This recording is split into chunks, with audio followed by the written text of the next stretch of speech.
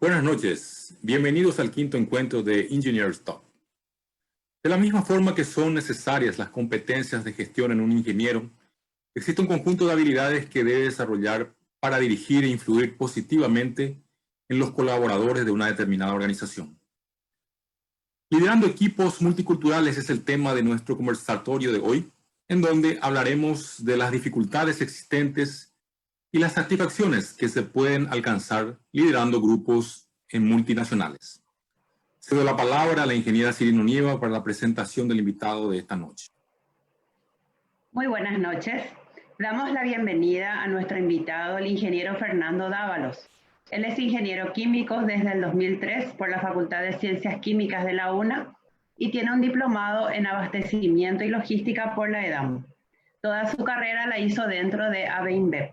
Desde el 2001 al 2003 en la compañía cervecera Brahma Paraguay, desde el 2003 al 2012 en Cervepar, desde el 2013 al 2015 en la fábrica paraguaya de vidrios y desde el 2016 hasta la actualidad en el Grupo Modelo México, pasando por varias posiciones en distintas áreas: planificación industrial, líder de logística en IPANE, administración, ventas y distribución, líder línea de envasado, gerente industrial FPV, gerente general industria vidriera del Potosí, México, y actualmente director de operaciones verticales AB InBev, 10 operaciones en 3 países, México, Colombia y Honduras.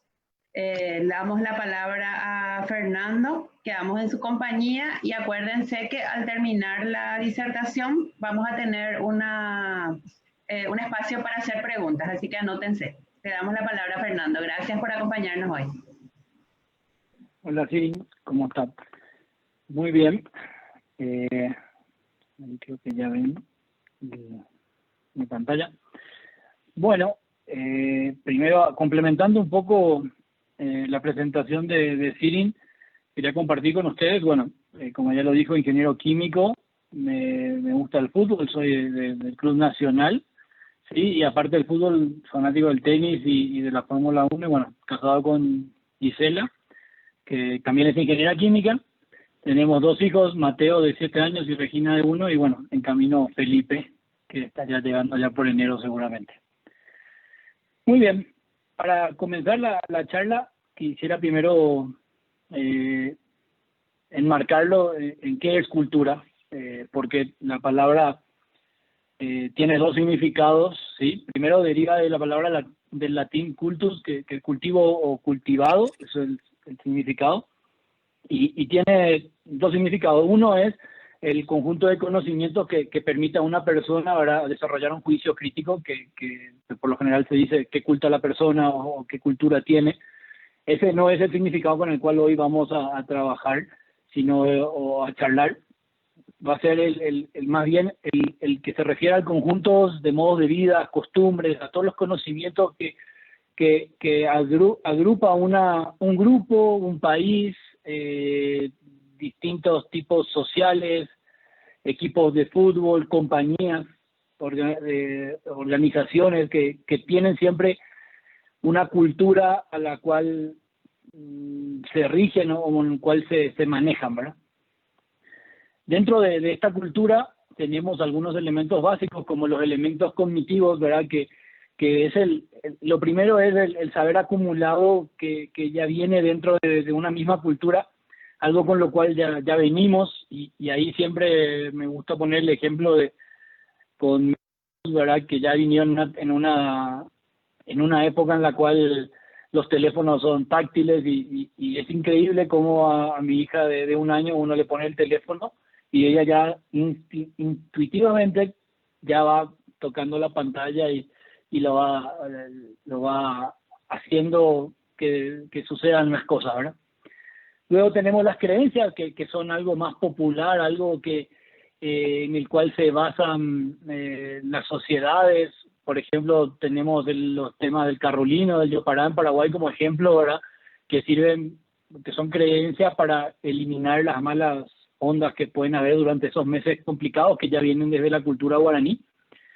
Aquí donde yo vivo, en México, tenemos el Día de Muertos, que es algo muy fuerte para ellos, comparado con lo que vivimos en Paraguay, el altar, si vieron la película Coco, creo que es algo muy real, principalmente de las afueras de la Ciudad de México. En la Ciudad de México capaz que por lo como política que ya es, por lo grande que es, de repente no se puede perder, pero cuando uno va al interior, a la ciudad de Pátzcuaro, ese es algo una creencia muy fuerte y algo que sí o sí hay que ir a visitar a los muertos en ese día, preparar el altar.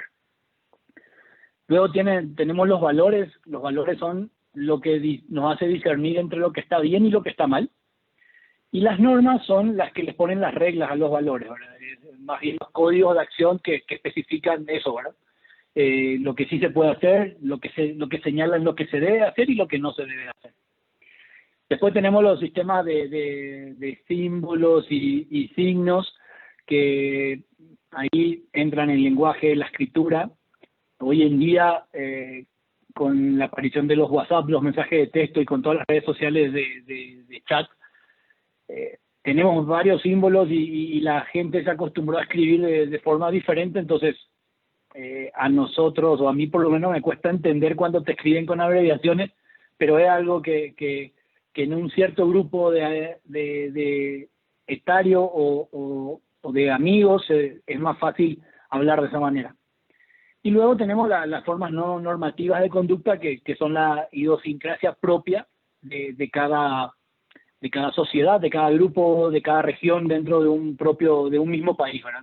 Ahí tenemos el ejemplo de los guaireños o nosotros, que siempre decimos que tienen su propia idiosincrasia, y bueno, aquí mismo en México hay muchas regiones en las cuales estados que puedes diferenciar a la gente que tiene distintas formas de conducta que no están normadas, pero que así es, ¿verdad? Entonces, adentrándonos un poco en el tema, ¿cuál es el reto que tenemos hoy? Y no solamente por trabajar en una multinacional, creo que aplica para cualquiera hoy en día, debido a que las personas se comunican ya no solo con lo que pasa en su espacio físico cercano, o en su casa, o en la facultad, o en su grupo de amigos, ¿verdad? Sino que eso hoy interactuamos con diferentes culturas muy rápidamente. En cuestión de minutos podemos saber qué pasa. Hoy, entrando a Twitter hace minutos atrás, me enteré que hay un posible secuestro en Paraguay, ¿verdad? Entonces ese tipo de noticias llegan tan rápido que uno puede estar como si fuese que está viviendo en el mismo país, ¿no? Mis hijos comparten con sus abuelos a través de videollamadas.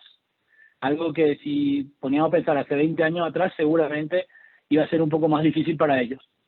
Entonces, hoy la gente se pasa comunicada, y estos datos son viejos ya, son del 2018, creo que después de esta pandemia esto habrá subido más, pero en promedio pasaban 3 horas y 15 minutos una persona promedio por día en Internet. Seguramente hay personas más, hay un poco menos, y el promedio termina en esto, en el día. Es decir, casi el 30% de nuestro día nos pasamos en Internet. Y de eso, de esa gente, de ese tiempo, 75% se conecta a través de un dispositivo móvil. Es decir, hoy uno decide cuándo quiere conectarse al mundo y cuándo no quiere. Antes, en mi época, tenías que tener una computadora, tenías que tener la conexión a Internet disponible, no era algo tan accesible. Así que ese es un poco hoy que la gente interactúa muy fácilmente con otras culturas, con otros países, con otras formas de pensar a las cuales estamos solamente acostumbrados en la sociedad en la cual vivimos, ¿sí?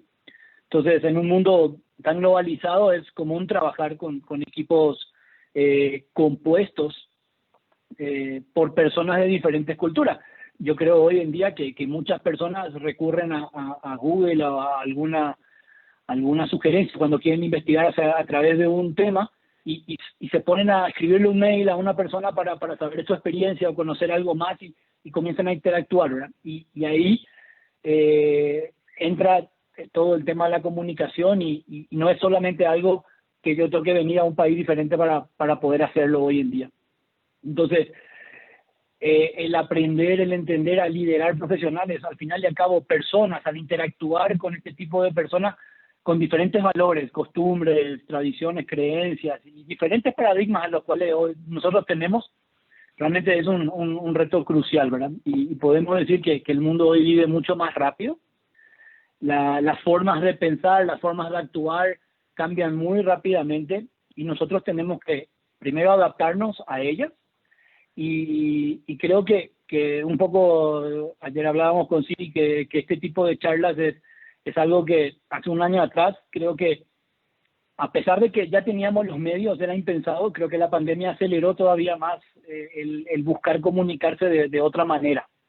Así que hoy tenemos mucho acceso a webinars, a charlas o a videollamadas. Con mi grupo, con mi compañero de colegio de allá, por ejemplo, hacemos reuniones para hablar y charlar ahora, que antes teníamos al alcance de los medios, pero no era algo pensado. Así que eso es un poco, creo que hoy nuestro mindset cambió y es un poco el reto que tenemos, ¿verdad? De adaptarnos a esta tecnología que avanza más rápido que nosotros mismos. Y ahora sí, metiéndome un poco al tema, ¿qué yo haría?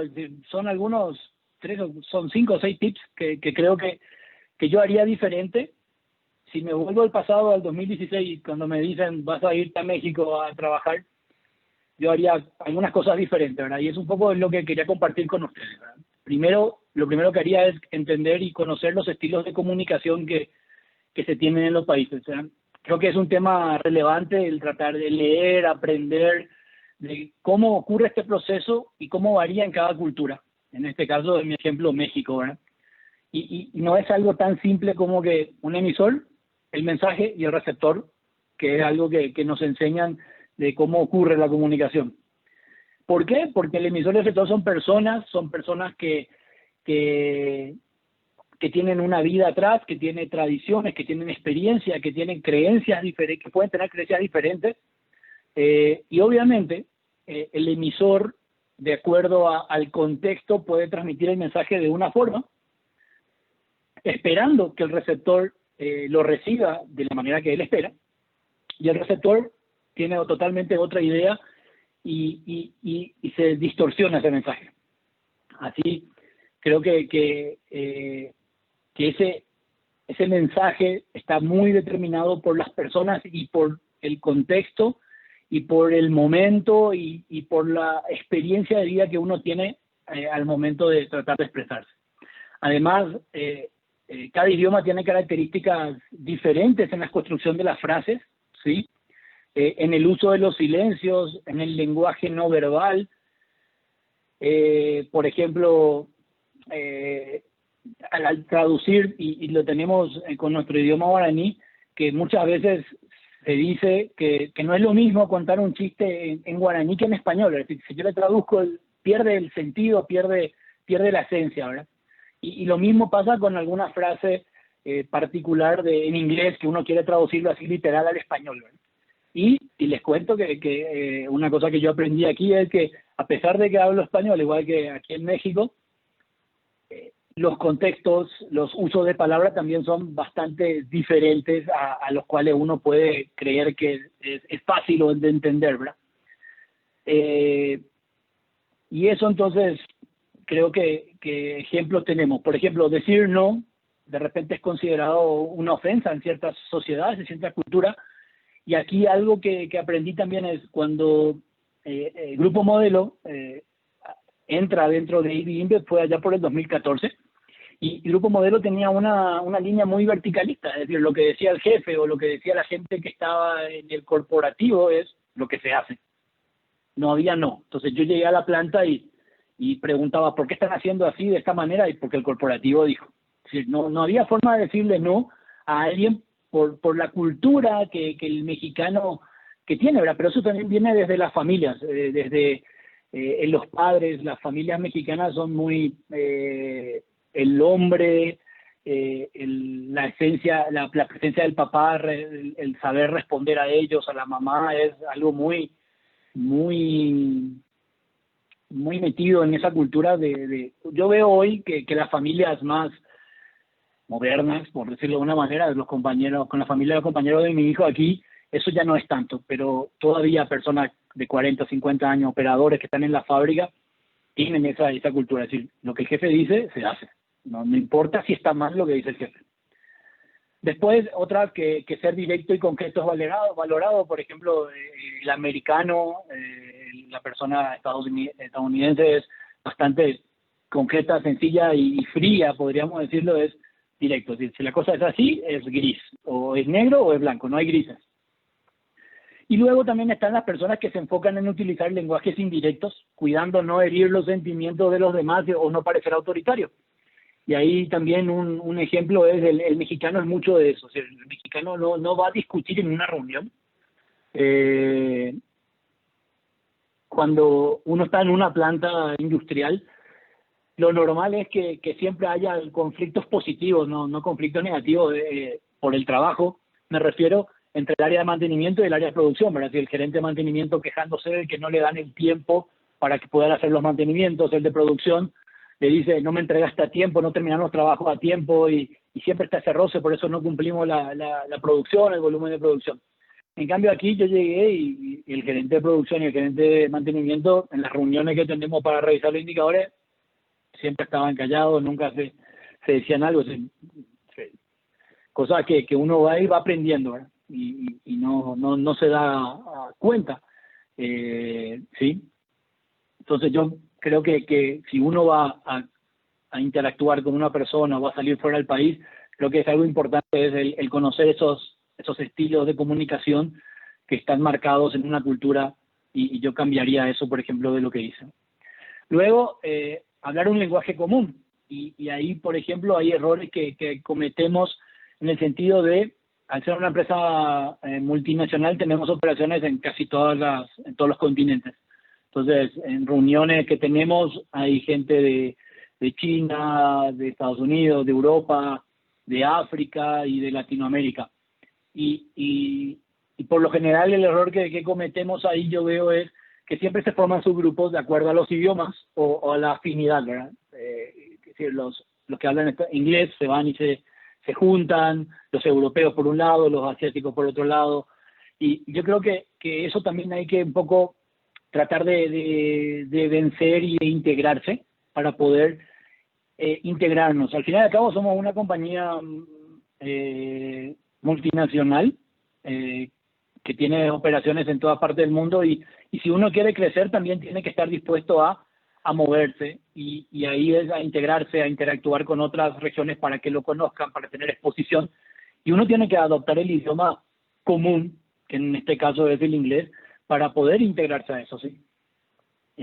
Creo que como líder tenemos que hacer esa ruptura de esos hábitos que nos dificultan esa integración. Invitar a hablar a los colaboradores, a hablar un idioma común. También podemos asignar proyectos. En mi caso, yo tengo 3 operaciones en las cuales están a mi cargo en Colombia, una en Honduras y en México tengo 6. Así que son distintos caracteres, son distintas formas de desenvolverse. El colombiano es mucho más abierto, amable, se ríe. En cambio, el mexicano más recto, más educado, más respetuoso, por decirlo en la parte formal, digamos. Eso no quiere decir que los colombianos sean irrespetuosos. Y el hondureño también es un intermedio entre eso, entre el colombiano y el mexicano. Creo que está más cerca del mexicano, en el sentido de los respetos y de llamarse ingenieros. Y en cambio en Colombia es hola Fer, cuando va a Honduras o aquí mismo en México es Inge. ¿Sí? Entonces creo que eso es un poco la diferencia. Entonces ahí es eso, tratar de fortalecer el equipo y que se integren.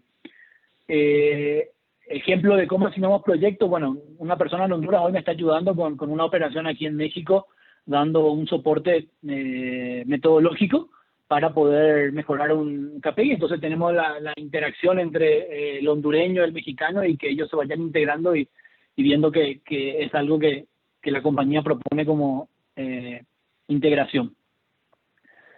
Luego también vería, porque lo sufrí ciertamente, qué es y qué no es apropiado en cada cultura, ¿no? ¿Sí? Y Tenemos diferencias culturales. Por ejemplo, llegar tarde 10 minutos en algunas sociedades es considerado una ofensa. Ahí el ejemplo con un compañero que se tuvo que ir a vivir a Suiza es, en Suiza a las 8 de la noche se tiene que dejar de hacer ruido.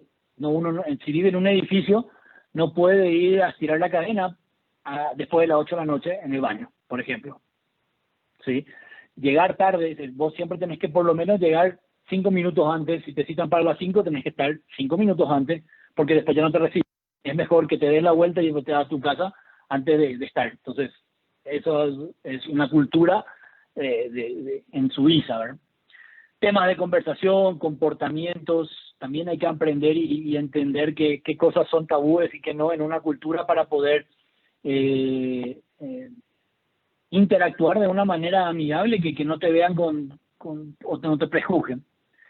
Creo que hay que fomentar diálogos, aprender primero y fomentar diálogos donde se hablen de estas diferencias. Creo que propiciar espacios para convertir diferentes tradiciones en aspectos de la cultura. Cuando yo llegué a San Luis Potosí, que fue la primera ciudad donde estuve en México, las personas en San Luis son más cerradas, son más reservadas, comparado con otras ciudades. Por ejemplo, en Veracruz, en México, son mucho más abiertos, alegres, hacen más ruido, más bulla. Y lo que yo vi es que el equipo faltaba esa integración como equipo. Es como que ellos trabajaban las 8 o 9 horas en la planta y se iban a su casa. Luego volvían y no hacían una interacción. Y algo que a mí me gusta hacer con mi equipo de trabajo, por ejemplo, es compartir fuera de ellos para que los conozcan a las personas fuera del rol, ¿verdad? Porque al final y al cabo, cuando uno está en una compañía, en una organización, es un rol el que está haciendo, que le pudo haber tocado a Fernando, como a Juan, como a Luis, a quien sea, ¿verdad? Y no quiere decir que la persona sea de esa manera. Si uno tiene que ser exigente en ciertos momentos, tiene que ser exigente porque el rol lo pide. Eso no quiere decir que Fernando siempre sea exigente. Entonces, lo que hicimos fue, por ejemplo, implementar los martes, creo que era, o martes o miércoles, de boliche, del bowling.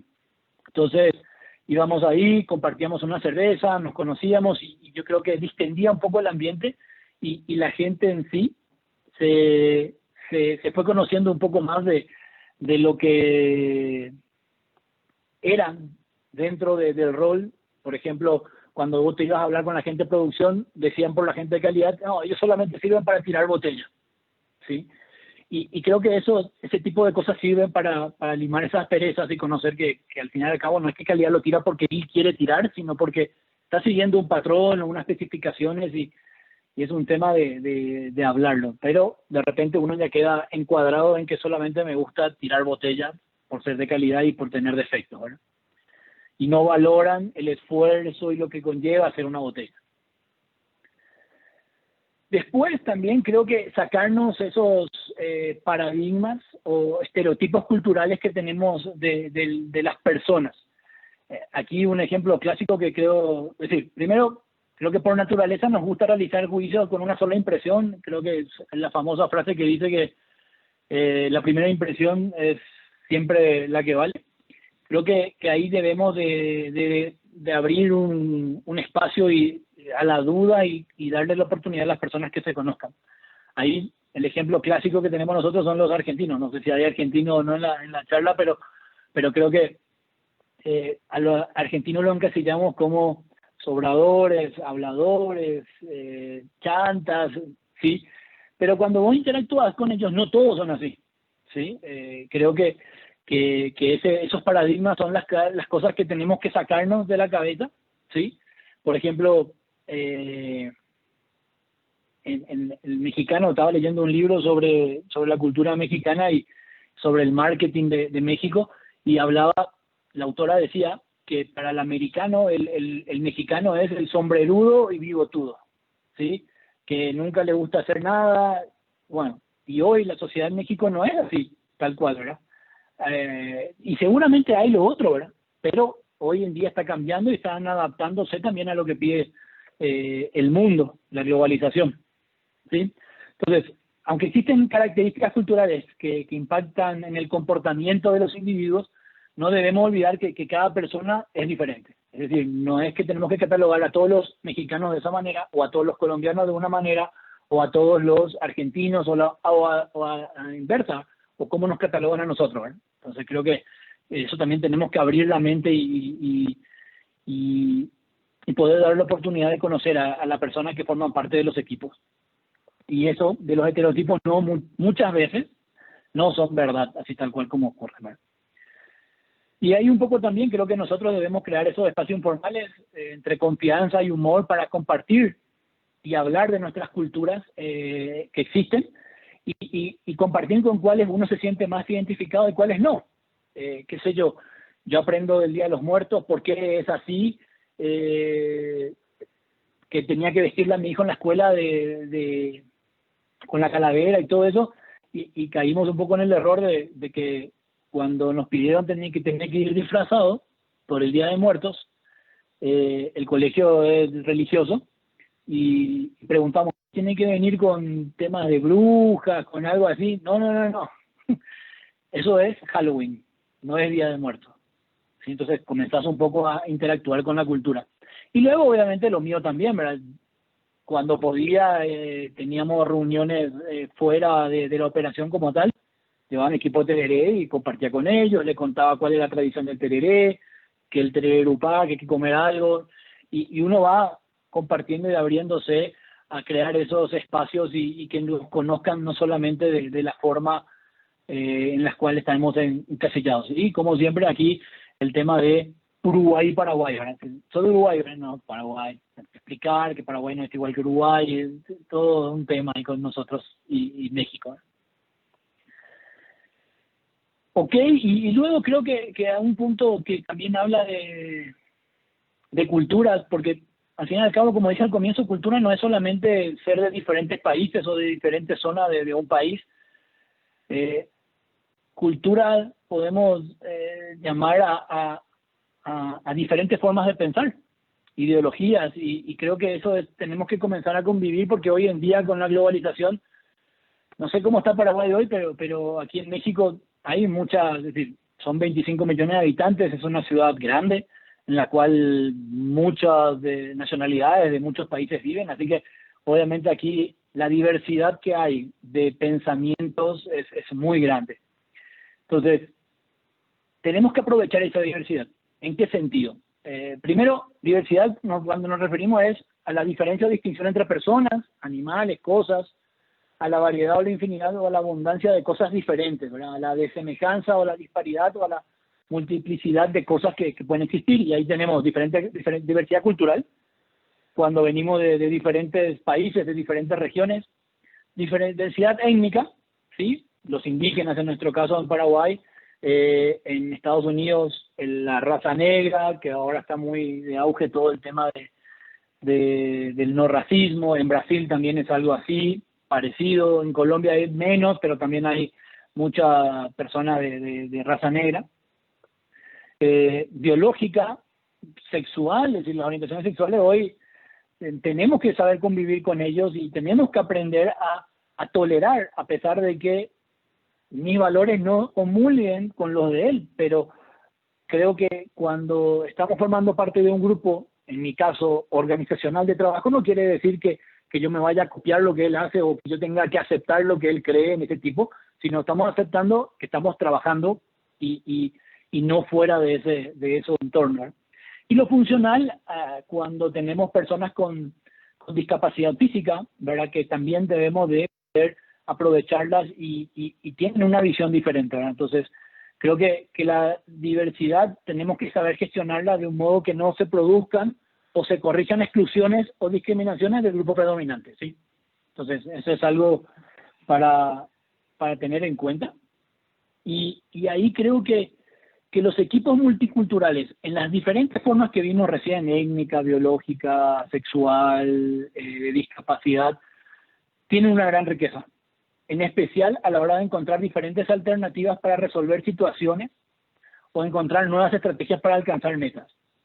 Hoy en día en mi organización hay muchos temas de diversidad e inclusión, y hasta nos controlan año a año es cuántas mujeres tenés en el equipo, En Brasil, ¿cuántas personas de raza negra están en el equipo de liderazgo? Yo no creo que sea en forma de cuota, ¿sí?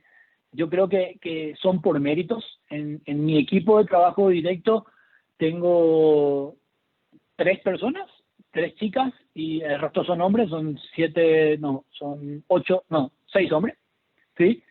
Y debajo de ellos hay muchas personas, mujeres, que trabajan en nuestros equipos. Así que, y no llegaron porque a mí me dicen que tengo que poner una mujer, sino llegaron porque tienen la capacidad y porque nos ayudan a encontrar diferentes alternativas dependiendo de cómo lo ven. Cada miembro, dependiendo de dónde venga, de la orientación sexual, de distintas formas de ver, de la parte biológica, de la parte cultural, tienen una realidad diferente y nos ayudan a enriquecer nuestras realidades para poder tener más alternativas para resolver problemas y no sesgarnos hacia un solo lado, ¿verdad? Entonces, creo que si la riqueza en perspectiva se valora como algo positivo, riqueza de diferentes perspectivas hablo, y se fomentan conversaciones en donde todos los miembros del equipo puedan aportar algo, tengan voz, creo que el equipo, como un equipo sólido, único, va a poder ampliar las diferentes formas de ver o diferentes alternativas para solucionar un problema, y así descubren nuevas posibilidades, algo que de repente no se nos ocurre a nosotros, ¿verdad? Qué sé yo, ahí cuando llegué a la fábrica de vidrio en Paraguay también, nunca pensé en trabajar en una fábrica de vidrio, siendo sincero. Cuando tenía la materia de recursos naturales, fuimos a visitar la fábrica paraguaya de vidrios, pero en la vieja, en la que estaba en Lambaré. Y cuando salí de esa visita, me dije a mí mismo, en esto nunca voy a trabajar. Y después de, eso habrá sido allá por 15 años después, bueno, va a ser gerente de la fábrica. Pucha. Y ahí tenía todo el paradigma de los vidrieros, porque el vidriero cree que es un alquimista, que es algo como un misterio, todo una ciencia aparte.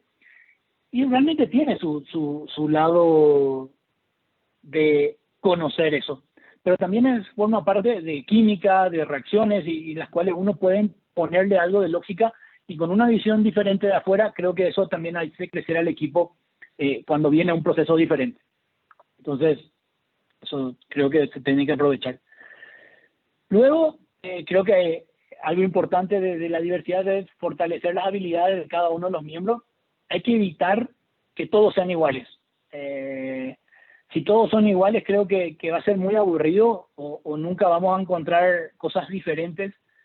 El camino a la excelencia te lleva a pensar diferente, y creo que una vez un VP en Paraguay, cuando visitó Fábrica Paraguaya de Vidrio dentro del programa de excelencia de IBI InBev, siempre fue reconocida por estar en los primeros lugares y por llegar en la zona ahí que estábamos con los países de la zona, siempre estaba en primer lugar dentro de las operaciones verticales que le decimos nosotros.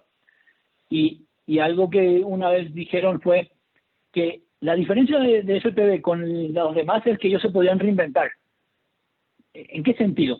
En el sentido de que cuando llega uno al primer lugar, a lo más alto, el peor enemigo de eso es quedar en una zona de confort y no hacer algo diferente para llegar. Entonces, si todos somos iguales, eso va a ocurrir.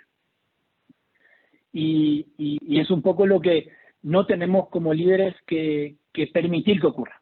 Siempre tenemos que dejar que las personas sean auténticas y no que todos piensen igual a nosotros. Valorar esas diferencias para complementar habilidades y que el equipo se vuelva más fuerte. Y ahí puso un ejemplo de un equipo de fútbol. Si todos fueran Messi, creo que el equipo de fútbol no funcionaría. Porque en un equipo de fútbol son 11 jugadores, los cuales todos los jugadores tienen un rol. El arquero, atajar, los defensores, tratar de evitar que la pelota llegue lo más cerca posible del arco, los mediocampistas, unos mediocampistas defender y otros atacar y apoyar para poder generar jugadas de gol a los delanteros. Entonces, si todos fuésemos Messi, ¿quién atajaría? ¿O quién defendería? Entonces, eso es un poco lo que hay que aprovechar de la diversidad de los equipos. Ok, para terminar un poco, creo que hay que prepararse para los desafíos que hoy nos plantea la globalización. Hay que salir de las burbujas en las cuales de repente nos encerramos y aprender y valorar sobre las formas diferentes de ver las situaciones, aprovechar esas diversidades que existen hoy en día, conocer la forma de comunicarse, de si debe interactuar con otras personas, ¿sí? Utilizar un lenguaje común en el cual podamos comunicarnos de una manera fluida, no solamente alejarnos porque no sé o no manejo bien tal idioma. No realizar prejuicios por los estereotipos que existen en nuestro mundo, lo que hablamos de no encasillar a cierto tipo de personas porque forma parte de esta sociedad o de este grupo. Y como le digo, creo que estar en una empresa global tiene sus ventajas y sus desventajas, porque todos creemos que nosotros tenemos nuestros principios, tenemos nuestra cultura, pero eso no asegura que en todas las operaciones tengan un estándar igual, ¿verdad? Porque los que hacen a la empresa son las personas. Y entonces, cada persona le da su toque de cultura. Y eso no está mal. Lo que no hay que perder es la esencia. Entonces, eso es un poco lo que quería compartir con ustedes, lo que me pidió Sirin ahí a ver. No sé si llené la expectativa, pero es un poco lo que quería transmitir. Así que muchas gracias.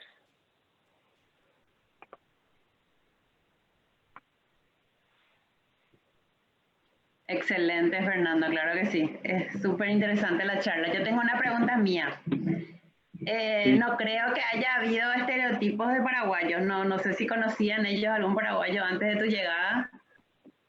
No. No, se acordaban mucho de Cabañas, ¿sí? Cuando llegaba a México, de Cardoso, pero no, hay un estereotipo así Nada tal más, cual. esas eran sus referencias. Lo único que se confundían es, ¿soy Paraguay o Uruguay? ¿No? Muchas Claro, veces en eso Uruguay sí. tal cosa, no, muchachos, Paraguay es diferente. Bueno, entonces abrimos la sesión de preguntas. Tengo la primera de Noemí Ortigosa, ella es estudiante de Ingeniería de Alimentos en el último semestre. Pregunta, ¿qué fue lo más difícil con lo que te encontraste al llegar a México? Creo que un poco el resumen de todo lo que dije ahí que cambiaría, ¿verdad? Encontrarme pensando que estaba en una compañía global y que cómo nos manejábamos en Paraguay o en Argentina o en las operaciones en los países en los cuales nosotros interactuamos allá. Creo que la informalidad con la cual yo llegué y la formalidad de la cultura mexicana, ¿sí? Del tratarse del tú, del ingeniero, del usted, y yo llegué con el vos, y en la jerga informal con mi equipo de trabajo que tenía en Paraguay, qué sé yo, uno siempre tiene palabras o expresiones que de repente utilizas otro tipo de palabras, y aquí fue un poco chocante para ellos porque no era común. No tenían esa interacción, ¿verdad? Entonces, yo creo que eso fue lo difícil al comienzo de tratar de entender que a pesar de que estábamos en la misma compañía, no era tan igual como yo lo esperaba, en el sentido de las personas. Tema de comunicación, entonces. Bueno, tengo más preguntas Correcto. acá de otros estudiantes. Matías Benayo pregunta, ¿por dónde arrancar cuando tu equipo es multicultural y no se están entendiendo? Hay un poco, creo que el integrar al equipo es fundamental, ¿verdad? En el 2017 tuvimos una integración en la cual antes era aquí solamente era México y las regiones que le llamamos COPET, Colombia, Perú y Ecuador, eran diferentes. Eso se integró todo y toda la parte del Caribe. Y a mí me tocó las plantas de México, que ya las conocía, y las plantas colombianas y la de Honduras. Entonces, creo que lo primero es integrar el equipo, lo junté a todos, lo hice presentar, los hice conocer, porque a pesar de que podemos estar en una compañía, es muy difícil que una persona que está en Cali, Colombia, normalmente venga e interactúe con una persona que está en México, ¿verdad? Entonces, primero nos juntamos, nos fuimos, hicimos algunas dinámicas de integración para conocernos un poco, compartir, hacer espacios de integración, ir a tomar una cerveza o comer algo entre todos, distendernos y que no sea solamente el trabajo, ¿verdad? Entonces, y así creo que ese tipo de actividades ayudan mucho a que eso mejore. Lo mismo que hice en San Luis cuando llegué y me di cuenta que las personas estaban muy separadas. Tratar de integrar al equipo, buscar actividades que integren al mismo es fundamental para que eso cambie. Excelente. Otras preguntas. Juan José Benítez pregunta, buenas noches, ingeniero Dávalos. Muy interesante la presentación. ¿Cómo comenzar en un país diferente, el cual no conoces? ¿Sintió un choque cultural fuerte? Esto ya contaste, me parece. Sí. Sí, lo que decía ahora, yo creo que el choque cultural es eso, ¿verdad? Dentro de la sociedad, algo que creo que fue bastante chocante es que, por ejemplo, en México solamente tienen 3 comidas al día. Desayunan, comen y cenan, no almuerzan. Entonces, primer sábado, acá salimos para ir a cenar, estaba todo cerrado. ¿Por qué? Porque la gente se va un sábado a comer a las 5 o 6 de la tarde. ¿Por qué? Porque desayuna tarde. Entonces, es como que adaptarnos a ese tipo de cosas fue con la familia desafiante realmente, ¿verdad? Ok, otra pregunta de Rosario Centurión. Buenas noches, ingeniero. ¿Cuáles son algunas diferencias que ves en el liderazgo de mujeres versus el liderazgo de hombres? Yo creo que a mí por lo menos me gusta tener mujeres dentro de mi equipo directo porque son más detallistas, ¿sí? Y también veo en FPV, de los 9 que éramos 3 varones y 6 mujeres. También creo que los operadores se manejan de una manera distinta cuando tienen una líder mujer. Creo que son más responsables porque no quieren fallar ante una mujer. Creo que eso ayuda mucho. Y en cambio cuando uno tiene un hombre es como que puede llegar a interactuar de una manera chocante o diferente. Pero sí creo que el liderazgo de las mujeres complementa al liderazgo de los hombres, ¿sí? Y es importante tener un mix en el equipo, no solamente todo hombre o no solamente todo mujeres. Genial. Otro usuario que no identifico dice, ¿qué diferencias encontrás en el hecho de recibir a un extranjero o ir a un país extranjero? ¿Se aplican los mismos criterios comentados?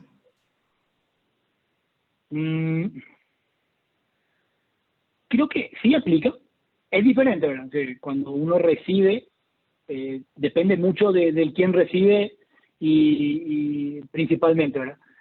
Yo vi que el mexicano, creo que o la cultura a la cual yo llegué, no por ser mexicano, no es tan empático como es el paraguayo. Creo que el paraguayo, cuando un extranjero va a nuestro país, creo que lo reciben de una manera muy abierta, le facilitan muchas cosas y tratamos de caer bien, ¿sí? En cambio, aquí en México no, es algo más frío, es algo más que yo esperaba otra cosa, y es algo más frío, diferente, pero no es que sea malo, ¿verdad? Sino que con todos son así, ¿verdad? No hacen diferencia con un extranjero con uno que no, ¿verdad? Y yo creo que depende mucho de las personas eso, pero uno notaba mucho, no en la fábrica en sí, sino más bien fuera, ¿verdad? En la sociedad, cuando uno se iba al banco, uno esperaba algo diferente y no se puede, o son cosas que de la sociedad misma, no es algo que, y no son tan abiertos como nosotros podremos llegar a hacer.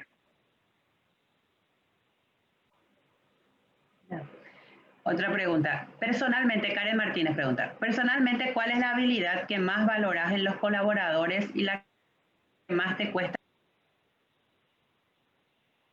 La habilidad. Y yo creo que el compromiso es algo que tiene que es algo que yo valoro, ¿verdad? El sentido de urgencia, el compromiso con el resultado.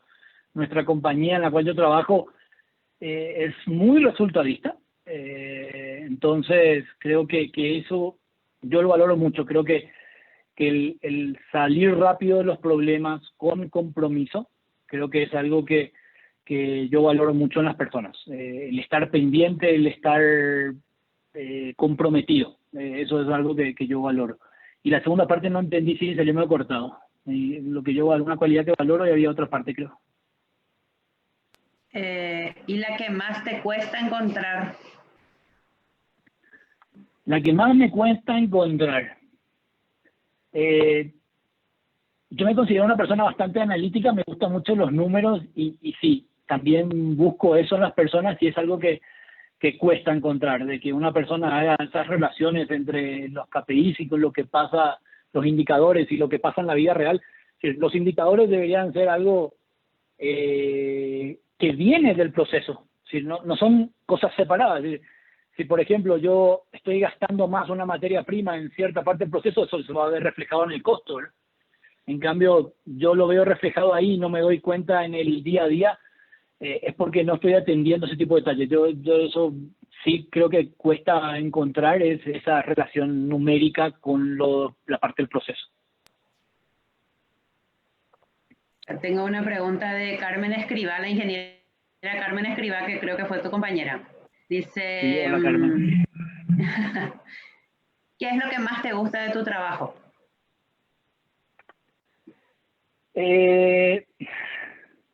Buena pregunta. ¿Qué más me gusta? Creo que la informalidad, los valores, los principios con los cuales nosotros tenemos 10 principios en los cuales uno tiene que vivir esa cultura y yo me veo identificado con esa cultura de informalidad, con el buscar resultados, con el superarse día a día, esa competencia sana que tenemos internamente, tenemos competencias a nivel mundial entre todas las plantas y algo que me enorgullece es eso, ¿verdad? De ser competitivos. A mí siempre me gustaron los deportes y tratar de sobresalir, aunque no soy muy bueno en ellos.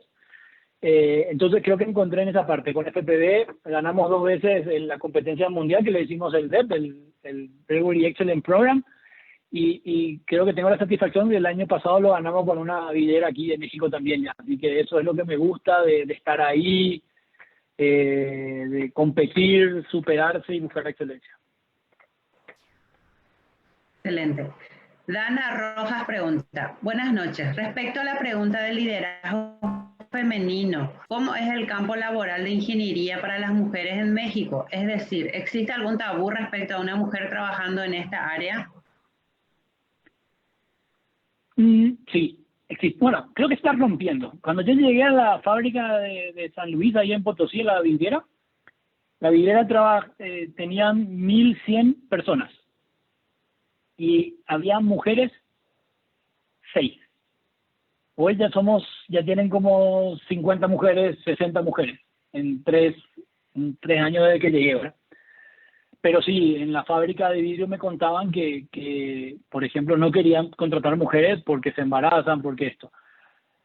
Yo creo que eso ocurre más bien en las afueras de la Ciudad de México. En la Ciudad de México, en el estado, que es una ciudad más grande, hoy en día eso está cambiando, ¿sí? Hoy yo en Colombia tengo una directora de planta que es mujer y también quiero decir, en el plan de sucesión está ahora.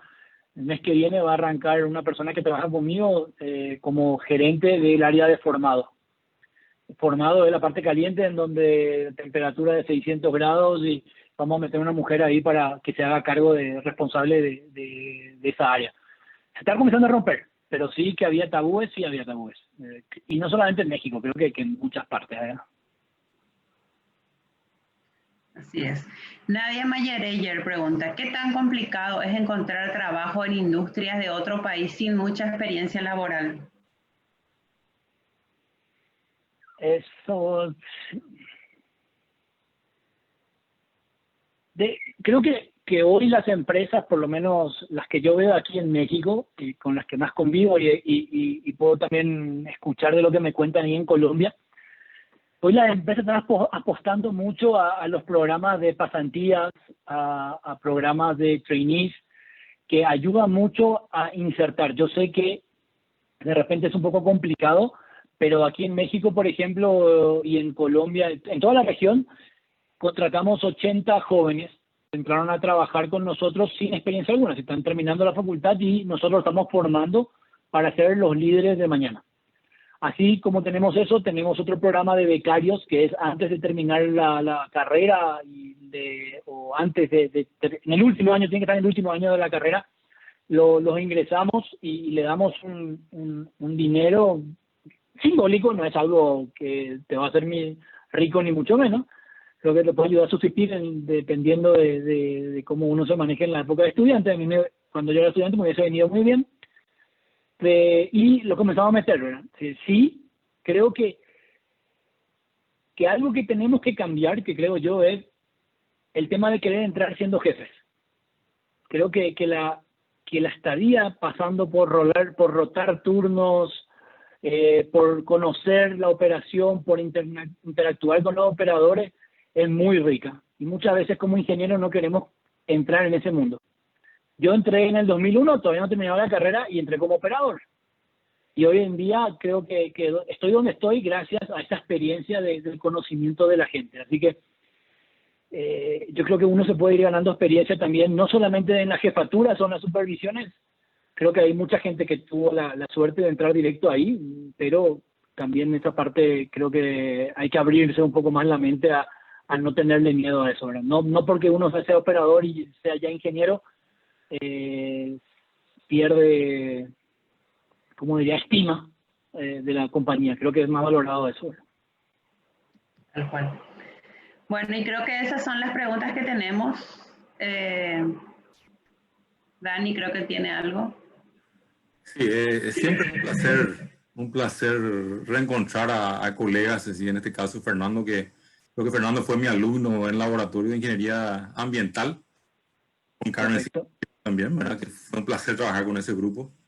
Y algo que quería preguntarte, Fernando, ¿cuál es el consejo, además de lo que acabaste de decir, que podés darle a los que se están formando ahora en ingeniería química, ingeniería civil, ingeniería industrial o ingeniería de alimentos, sea cual fuera la carrera, para justamente trabajar en equipo y trabajar en equipos multiculturales? Pienso que y es importante creo que hay diferentes estadías, ¿verdad? Cuando uno sale de la facultad, creo que uno tiene que estar abierto a recibir la enseñanza de la gente que ya tiene más tiempo, independientemente que sea un operador, un supervisor o un gerente de algún área, porque de todo se aprende. Y eso hace que uno pueda integrarse al equipo o pueda formar un equipo, ¿verdad? Valorar a cada integrante del mismo, no tratar de generar esos paradigmas de la gente de decir, ok, esta persona no me trae nunca aportes y entonces que se calle porque no me va a ayudar. Creo que no, es más, pueden decir cosas que no fuera de lugar, pero en algún momento te puede ayudar, en algún momento te puede servir para otra forma de ver los problemas. Creo que eso, abrirse a escuchar, abrirse a valorar lo que tienen para aportar los demás integrantes del equipo, creo que ayuda mucho, ¿verdad? Y obviamente tratar de tener diferentes puntos de vista con diferentes experiencias que puede traer la persona puede ayudar mucho a eso también, ¿verdad? Bueno, perfecto, profesora Sirin. ¿Alguna otra pregunta? No, nada más que agradecerle muchísimo a Fernando por este tiempo que nos dedicó. Súper interesante su charla, muy enriquecedora. Y lo que quería era si por ahí los que están presentes pueden prender sus cámaras, nos sacamos una fotito grupal, los que puedan. A ver, ahí está Mario. Mauro Antunes. Oh, Mauro Antunes. Hola, ¿cómo estamos? Eli. Nos reencontramos, un gusto, ¿eh? Sí, un placer. Mauro, te vamos a llamar también, ¿eh? Ahí está Karen con su... Está ahí Hola, con los Karen. chicos de Martínez. Hernán, que estuvo Samaria. dando una charla también ayer, creo. Está Perfecto. tímida la gente, pero ahí está Lara. Está Azucena Sanabria, que es también de Cervepar, ¿verdad? Que le conocen, supongo. Sí, Era. Ajá. Sí, estamos sobre el par. Ahí está, bueno, es tan tímida la gente, nos sacamos fotito nosotros. Ahí está. Bueno, perfecto. Muchísimas gracias otra vez, Fernando. Nos quedamos en contacto. Dale, muchas gracias a ustedes. Sí. Muchas gracias, Fernando. Esperamos contar contigo en otras oportunidades. Un No hay placer. problema, Dani. Éxito. Un abrazo para Chao, todos. chao. Chao, chao. Y Chao, a chao. todos, esperamos a todos ustedes también en la próxima entrega, la sexta entrega de nuestro conversatorio, para que conozcamos la experiencia de otros ingenieros que forman parte de Paraguay y que están trabajando fuera del país. Buenas noches a todos. Fue un placer. Chao, chao.